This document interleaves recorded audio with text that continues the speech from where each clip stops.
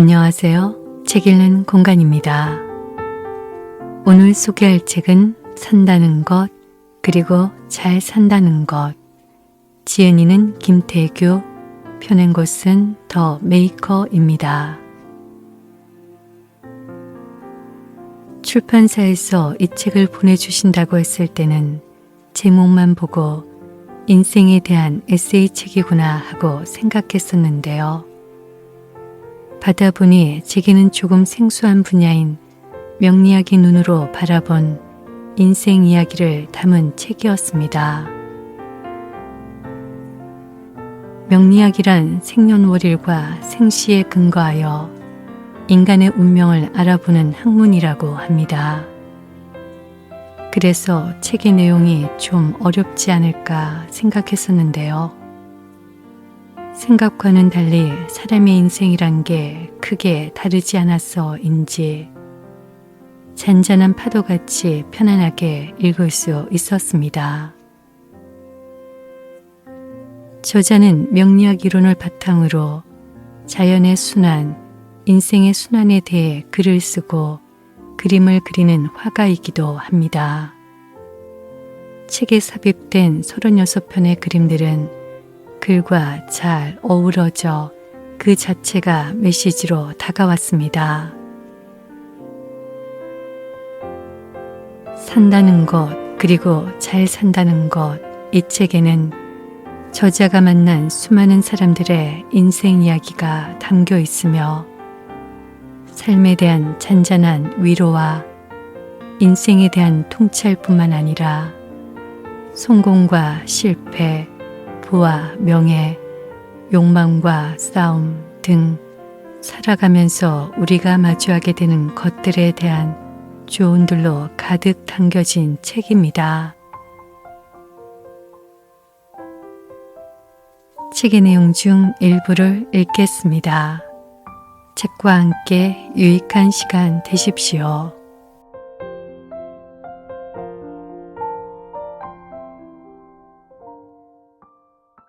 되어가는 대로 되는 대로, 되어가는 대로 산다는 것, 되어가는 대로 살라.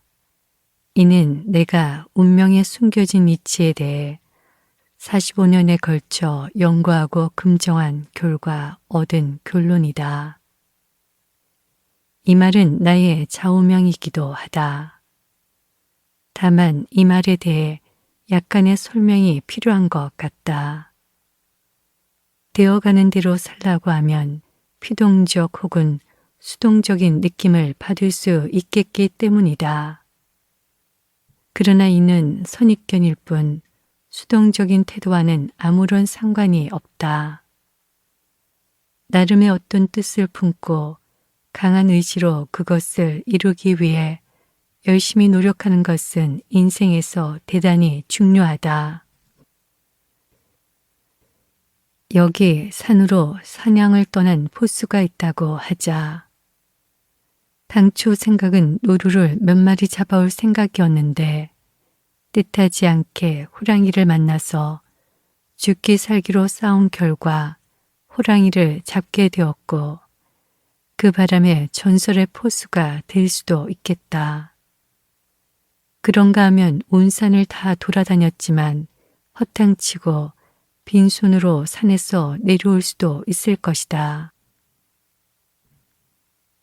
생각은 노루를 잡겠다는 것이었지만 호랑이를 잡아 대박이 날 수도 있지만 아니면 빈손으로 끝날 수도 있는 것이 포수의 삶이다.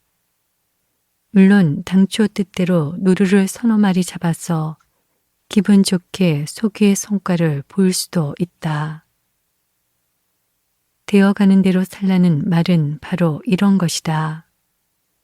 당초 목표는 노루였지만 결과는 호랑이가 될 수도 있고 빈손 맹탕이 될 수도 있으며 소기의 목표대로 노루가 될 수도 있는 것이 인생이다. 경우의 수는 이것만이 아니다.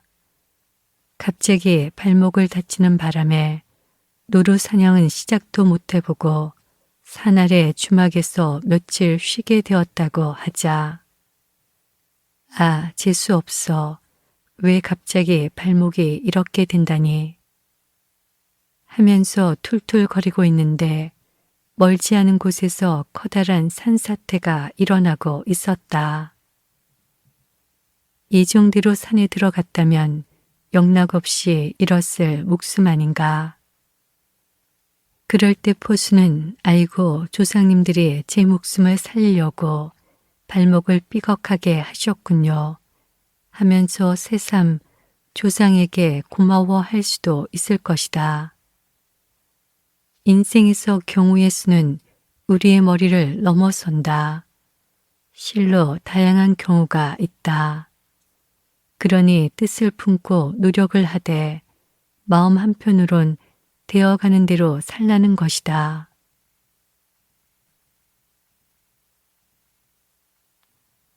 말은 말이고 실행은 실행이며 결과는 결과다.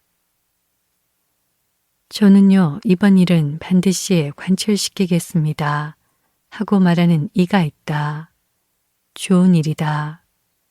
강한 의지를 표명하는 것이니. 하지만 그거야 의지의 표명인 것이고 정작 그 일이 관철될지 말지는 두고 봐야 아는 일이다. 말은 말이고 실행은 실행이며 결과는 결과인 것이지. 그것들이 자동으로 하나로 연결되는 것은 아니다. 이와 관련해서 사람이 뜻을 품었거나 소망이 있을 때 더러 기도란 것을 하게 된다.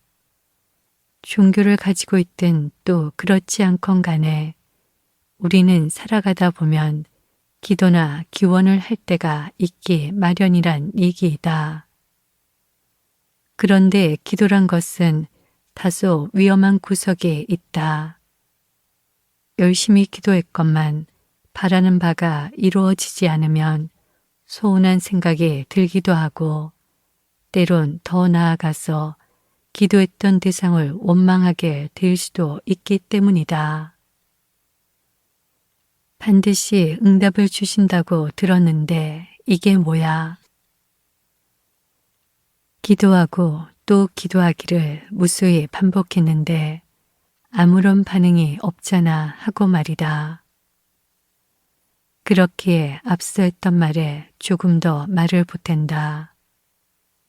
말은 말이고 기도는 기도이며 실행은 실행이며 결과는 결과인 것이지 그것들이 자동으로 하나로 연결되는 것은 아니라고. 뜻을 품었다고 뜻대로 다 되는 법 없고 기도한다고 해서 바라는 바가 이루어지는 법도 없다. 말을 했다고 해서 말한 바대로 되는 법도 없다. 되기도 하고 되지 않기도 하는 것이니 이는 너무나도 당연하고 명백한 이치이다. 그러니 되어가는 대로 되는 대로 살라는 것이다. 이 말은 수동적으로 나태하게 살자는 말이 아니라 열심히 노력하고 추구하되 그 결과가 어떻든 받아들이는 정도의 여유는 가지고 살자는 말이다. 가끔 주변에서 이번에 안 되면 끝장입니다. 꼭 되어야만 합니다. 같은 말을 듣게 된다. 그런데 이런 마음 자세는 자신의 소중한 삶을 도박에 걸었다는 말과도 같아서 이미 그 게임에서 지고 있는 것이라 말해도 무방하다.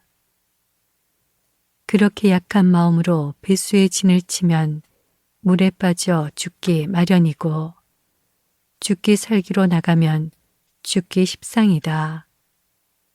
이런 비정상적인 마음 씀씀이가 평상시에 마음이 되어선 안 된다.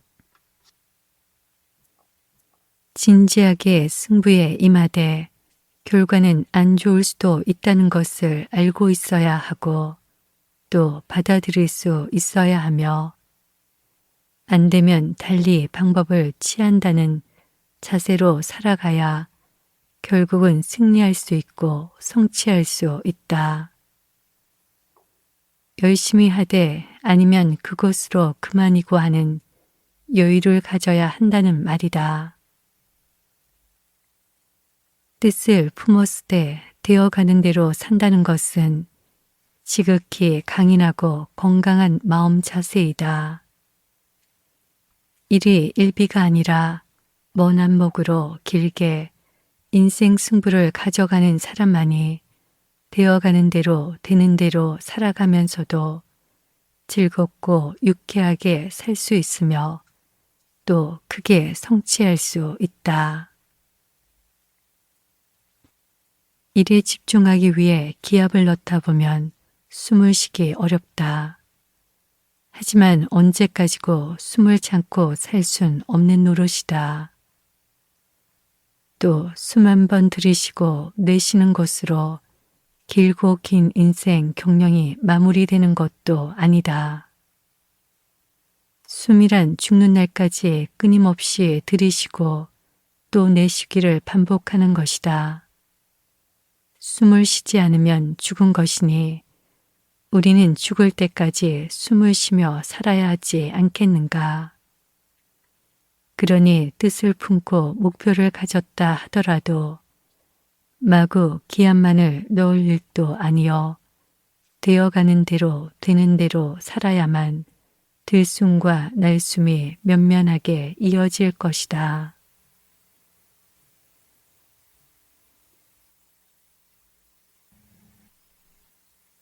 누구나 한 번은 출애굽기를 쓴다. 나는 종교가 없다. 하지만 무료하거나 답답할 때 서가에서 구약 성경을 찾아와서 펼친다. 소리내어 낭독한다. 번역된 우리 글이 너무나도 훌륭해서 소리내어 읽어가면 입에 착 감기는 맛이 정말 좋다. 구약 성경과 더불어 사서 삼경의 으뜸인 상서, 이 두 가지는 고대 문학 중에서 더없이 대단한 걸작, 마스터피스라 여긴다. 두 가지 모두 집단의 생존과 발전, 그리고 번영을 위한 치열한 투쟁의 역사, 그리고 그 과정에서 체득한 인간의 지혜로 넘쳐나는 책이기 때문이다. 누구나 한 번은 출애굽기를 쓴다. 구약 중에선 모세오경, 특히 출애굽기, 즉 모세가 이스라엘 백성을 이끌고 이집트를 탈출한 이야기를 즐겨 읽는다. 읽으면서 고개를 끄덕이고 때론 낄낄거리며 웃기도 하고 때론 감동하기도 한다. 출애굽기는 그 자체로 많은 감동과 지혜를 담고 있지만 개인적으로 애착을 갖는 나름의 사연이 있다. 왜냐하면 내가 지난날 겪은 일과 본질적으로 같기 때문이다. 다시 말해서 호호당의 출애굽기가 있었다는 말이다. 달리 말하면 누구나 살다 보면 한 번은 출애굽을 하게 된다. 출애굽기의 내용을 보면 이렇다. 모세가 이스라엘 사람들을 이끌고 이집트를 뛰쳐나왔으나 오랜 세월 황야를 방황하면서 따르는 무리의 마음이 날로 약해진다.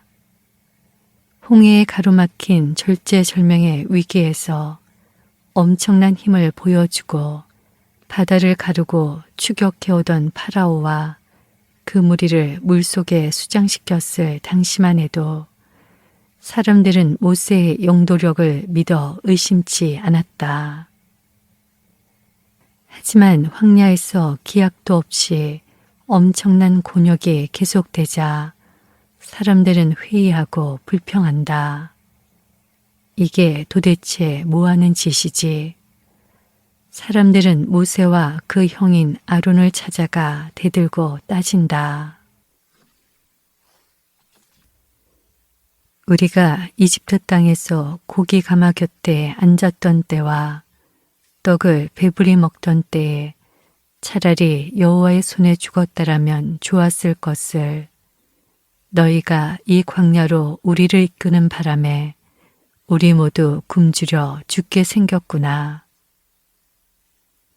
당신은 어찌하여 우리를 이집트에서 끌어내어 우리와 우리 자녀, 우리 가축들로 하여금 목말라 죽게 하느냐. 또 모세오경 중에 하나인 민수기에 보면 이런 불평과 투덜됨이 있다. 누가 우리에게 고기를 주어서 먹게 할 것인가? 우리가 이집트에 있을 적에는 참으로 저렴한 가격에 생선과 외와 수박, 마늘들을 풍족하게 먹은 것이 생각나건만 이제 우리는 기력이 쇠약해졌고 그저 눈앞에 꽁보리밥 외에는 아무것도 없는 형편이 되었구나. 내가 나의 출애굽기를 처음 접한 것은 2000년대 초반이었다. 1993년에 나는 직장 다니는 것이 너무나도 지겨워서 왕창 떼돈을 벌어볼 요량으로 잘 다니던 은행을 때려치웠다. 하지만 떼돈은 고사하고 한창 개고생을 하고 있을 때였다. 1955년생이니 내 나이 40 중반이었다. 가정이 생계를 제대로 해결하지 못하니 처자식은 날로 궁해졌고 피폐해져만 갔다. 그야말로 우리와 우리 자녀, 우리 가축들로 하여금 목말라 죽게 할 지경이었다. 그런 마당에 출애굽기를 읽게 되었고 이에 이런 생각도 들었다. 이스라엘 사람들은 그나마 모세와 아론을 향해 탓을 하고 불평불만을 늘어놓을 수 있었겠지만 나는 내 자신이 이를 저지른 것이니 누구를 원망하겠는가 싶었다. 이번 기회에 교회에 나가 하나님을 받아들이고 하나님을 상대로 원망과 불평을 터뜨려 볼까? 그러면 마음이 좀 편해지지 않을까 하는 생각도 했다. 은행 다닐 적에는 생활에 아무런 불편이 없었고 스테이크나 등심, 안심 등을 물릴 정도로 먹고 다녔으며 색다른 입맛까지 찾아다녔다. 내가 무슨 망발이 들어 그 좋던 직장 그만두고 얼마나 더 영화를 누리겠다고 이 거친 황야에 나와 방황하고 있단 말인가. 내가 미쳤지 미쳤어 하는 후회로 가득했다. 출애굽기와 내용이 전적으로 동일한 상황이 펼쳐지고 있었다. 다시 민수기에서 이루고 있는 말을 간략하게 추려보면 이렇다. 바다를 건넜고 또 엄청 고생을 겪으며 황야를 지나서 마침내 약속의 땅인 줄 믿었던 가나안 땅 입구에 이스라엘 사람들이 섰다. 그런데 앞서 나간 정찰대가 전하는 말에 의하면 가나안 땅엔 이미 엄청난 세력, 거인의 자손으로 여겨지는 무지막지한 놈들이 떵떵거리며 살고 있었다. 막강한 상대가 있다는 소식을 듣게 된 이스라엘 사람들은 엄청난 좌절감에 빠졌다. 이제 고생 끝인 줄 알았는데 그게 아니었다. 강한 상대에 비하면 자신들은 힘없는 메뚜기 떼에 불과하다는 무력감을 느껴야 했다. 스스로 장기판에 졸인 것을 느낀 것이다. 그렇다고 다시 황야를 방황하자니 그 또한 도저히 할 짓이 아니었다. 이스라엘 사람들은 밤새도록 울고 또 부르짖었다.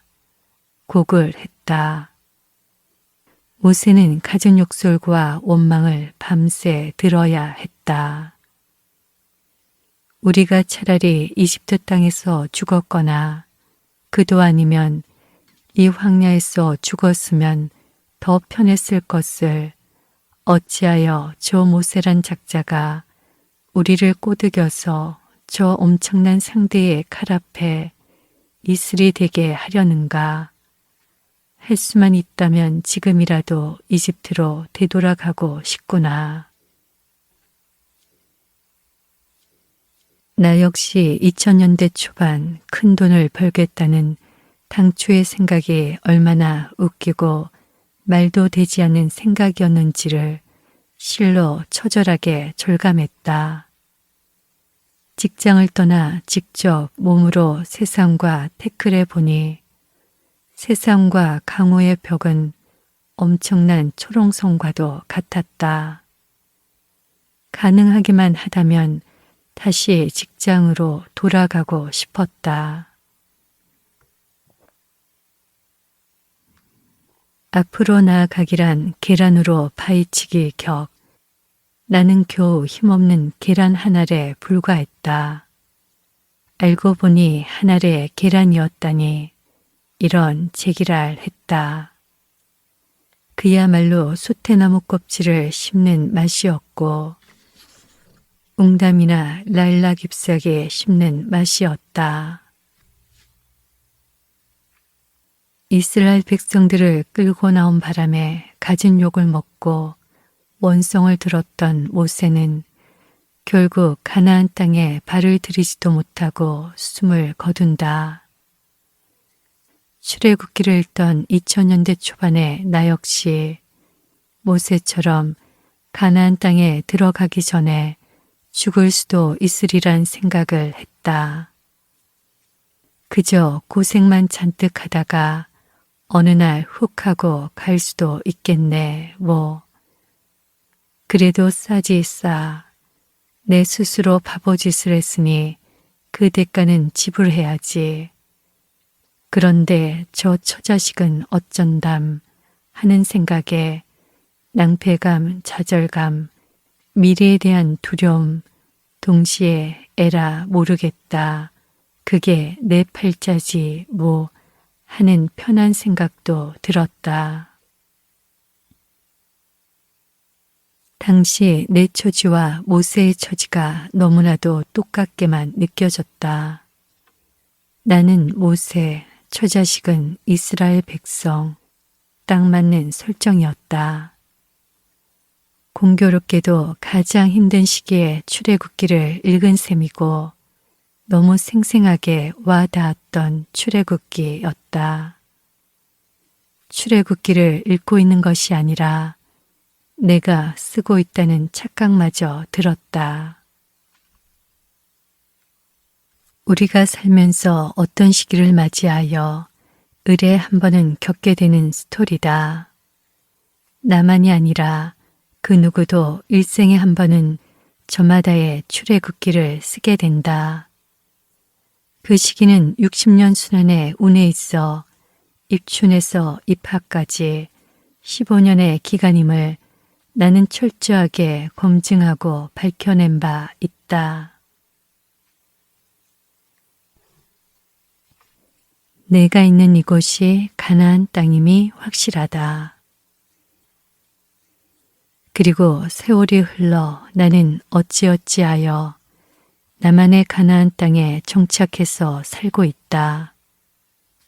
알고 보니 그곳은 젖과 꿀이 흐르는 곳이 아니었다.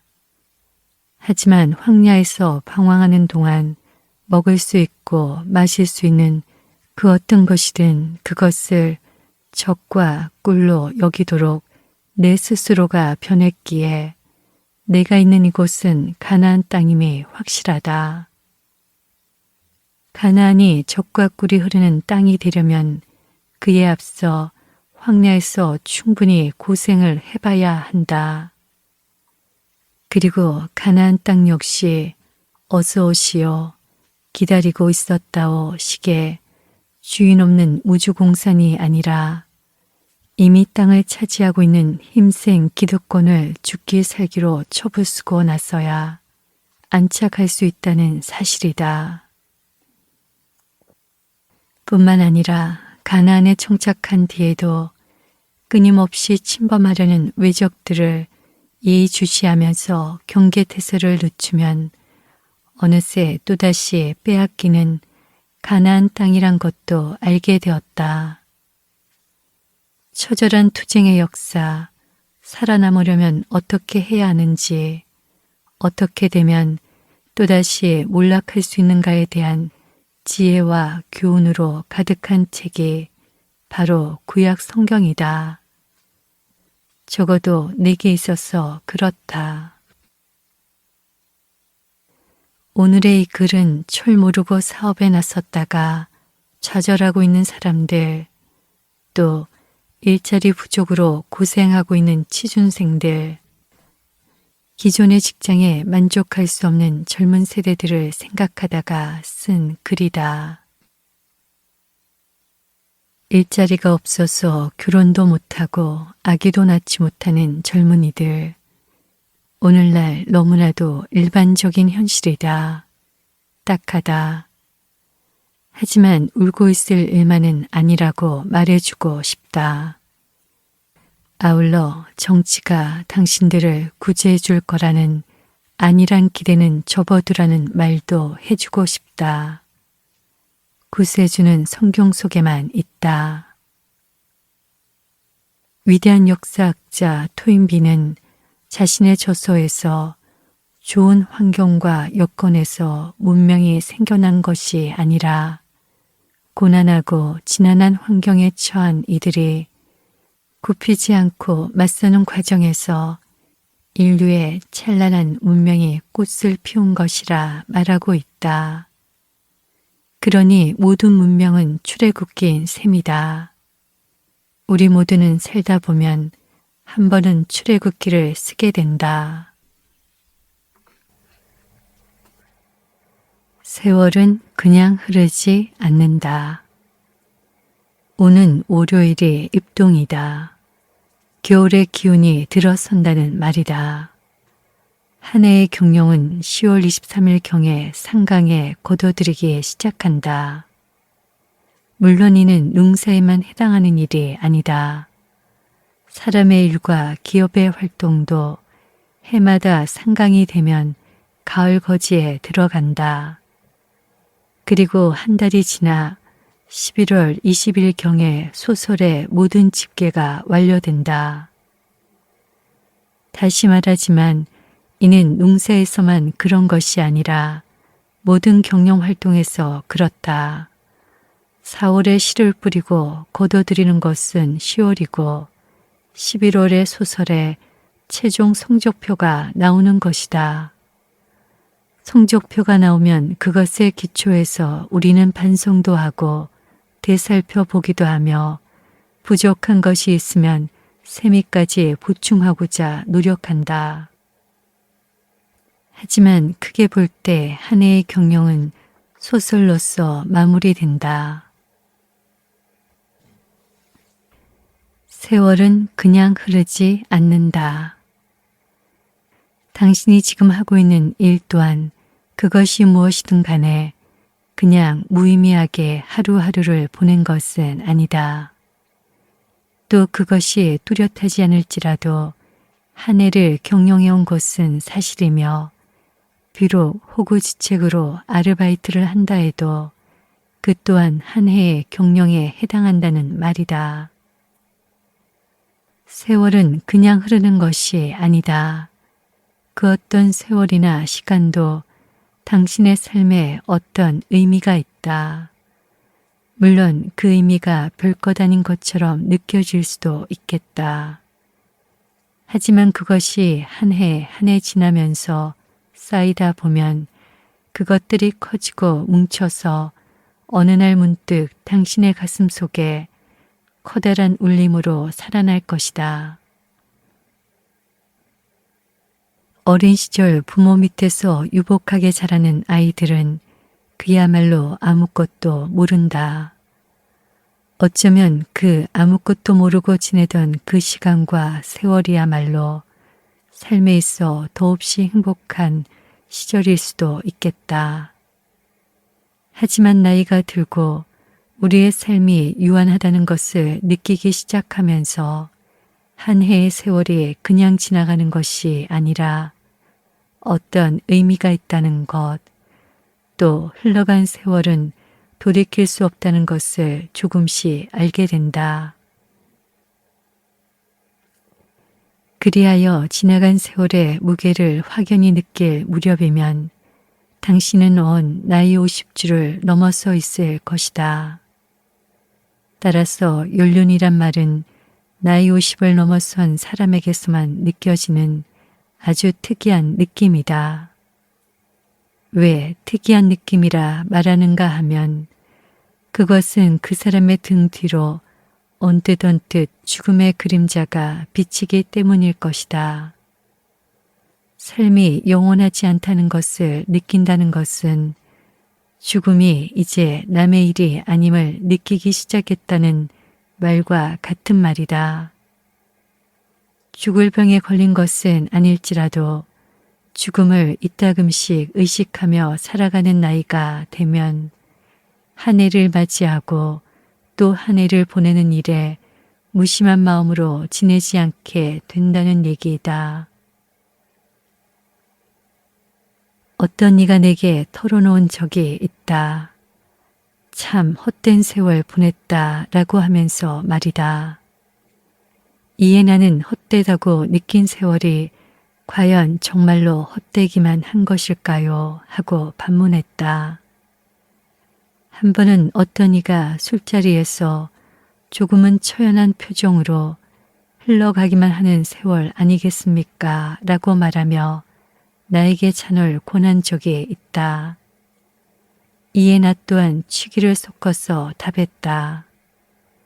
다 흘러가고 마는 것만으로 치부한다면 우리는 과연 그 어떤 것에서 그나마 건질 것이 있겠냐고. 지나간 세월이 헛되다 느꼈다면 이제부터라도 헛되지 않게 살아야 할 것이고 헛된 것으로 치부한 세월 또한 취할 바가 없는 것도 아니다. 그저 시간이 강물처럼 흘러가기만 한다고 여긴다면 그 안에서 건질 건더기가 있기는 하겠는가. 세상 살다 보면 특별하게 신나고 재미있는 날, 이것이야말로 뜻깊다 싶은 날은 며칠 없다. 빛나는 승리의 순간도 얼마 되지 않는다. 대부분의 세월은 하고픈 일을 하기보다는 내키지 않아도 밥 벌어 먹기 위한 시간들로 채워진다. 다시 말해서 생업이란 것에 시간 다 들어간다. 그렇기에 순간순간이 구체하게 느껴질 때가 많은 우리의 삶이다. 또 그렇기에 삶이란 구체하고 노조분한 것이며 그러다가 늙고 병들어 죽을 때가 되면 그 어떤 천하미인도 자취를 찾아볼 수 없다. 하지만 생각해 볼 일이다. 우리의 삶이 그저 다 흘러가 버리고 다 헛되기만 한 것인가를. 달리 용 빼는 재주가 있다거나 뾰족한 수를 낼 도리가 없어 별무심통한 우리의 삶인 것을 인정한다면 그나마 그것으로부터 의미를 부여하고 어떤 쓸만한 건더기를 건져낼 방법을 생각해 볼 필요가 있다는 말이다. 어떤 물건을 오래 써서 낡고 남루하고 누추해 보여도 잘 살펴보면 재활용 가능한 무엇을 찾아낼 수 있듯 우리 모두 미래의 아름다운 꿈만을 꾸면서 오늘의 시간을 의미 없다 헛되다 여기면서 마냥 보내고 있을 일은 아니라는 것이다. 어떤 글에서 보니 사람의 3분의 1 정도는 자신이 훗날 부자가 될 것이라는 꿈과 기대를 안고 살아간다고 한다. 물론 좋은 일이긴 하지만 좋은 날이 미래에 있을 거란 기대가 있다 해서 눈앞의 시간을 의미도 없고 흘러가기만 하는 것이라 치부하기엔 좀 억울하지 않을까 하는 생각이다. 이런 생각을 한다. 지금의 삶이 남유하고 구체하다면 미래의 삶 또한 그럴 것이란 생각. 설령 나중에 부자가 된다 해도 역시 남유하고 구체할 것이란 생각도 한다. 돈 많이 벌었다 한들 다 늙고 나면 그 돈으로 쓸 때라곤 비싼 건강관리밖에 더하겠는가 싶은 것이다. 아, 저 모든 것이 좋은 세월이었고 좋은 삶이었구나. 내가 하고픈 말은 이렇다. 헛되다 싶은 것이 헛된 것이 아니며 흘러가기만 하는 세월 또한 그 속에 내가 몸을 담고 있으니 그게 무의미한 일만은 아니라는 것이다. 책꽂이가 비좁아서 책을 버렸더니 나중에 다시 찾게 되고 심지어는 다시 사기도 하듯이 당장은 헛되다 싶어도 나중에 보면 꼭 그렇지 않음을 알게 되기도 한다는 말이다. 사람이 나이가 들면 어느덧 자신의 얼굴이 담긴 사진이 싫어진다. 그래서 찢어버리기도 하지만 어쩌다가 서랍 속에 남아있다가 세월이 흘러 어느 날 다시 보니 반갑고 빛나는 한때의 모습이 거기에 오롯이 담겨 있음을 발견하는 경우처럼 말이다. 내 작업실 서랍 속엔 40 초반에 찍은 사진 2장 있다. 간직한 것이 아니라 버려지지 않았을 뿐이다. 하지만 몇 년 전부터는 소중하게 간직하고 있다. 60 후반의 나이가 된 나에게 40 초반의 모습은 앳되기만 하다. 볼 때마다 오, 그땐 괜찮았네 하는 생각이 든다. 다시 말하지만 최근에 찍은 모든 사진은 마음에 들지 않지만 이상하게도 일정한 세월의 간격을 둔 예전의 모든 사진은 그런대로 괜찮게 느껴진다. 우리의 삶 또한 그런 것이 아닐까 싶다. 사람이 숨을 거둘 때가 되면 과거의 삶이 눈앞에 주마등처럼 스쳐 지나간다는 말을 들었는데 어쩌면 그렇지 않을까 싶다. 지나온 모든 세월의 숱한 고비와 애환의 일들이 빠짐없이 내 눈앞에서 반짝반짝 빛나는 것은 아닐까.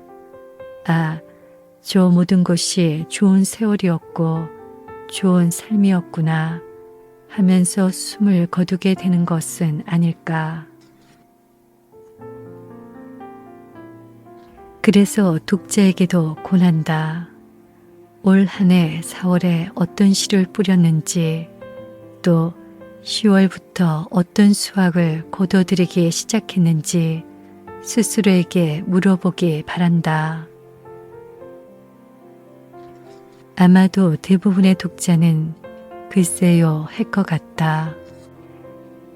하지만 아닌 것 같이 보이는 것 속에서 의미 있는 것을 찾는 이 일은 우리가 어린 시절 즐겨 했던 바로 그 보물찾기와도 같다. 선생님이 미리 바위 틈에 숨겨둔 보물찾기가 아이들을 위한 것이라면 헛된 것 같고 무의미하게 지나가는 세월인 양 싶은 세월 속에서 무언가를 찾아내는 보물찾기는 성인을 위한 놀이라는 생각이 드니 말이다. 힌트 하나 드린다. 거창한 것을 찾을 일 아니다. 삶은 거창하지 않기 때문이다. 소소한 것을 모아봐야 한다. 소소한 것이 모이다 보면 어느덧 거창해지지 않을까.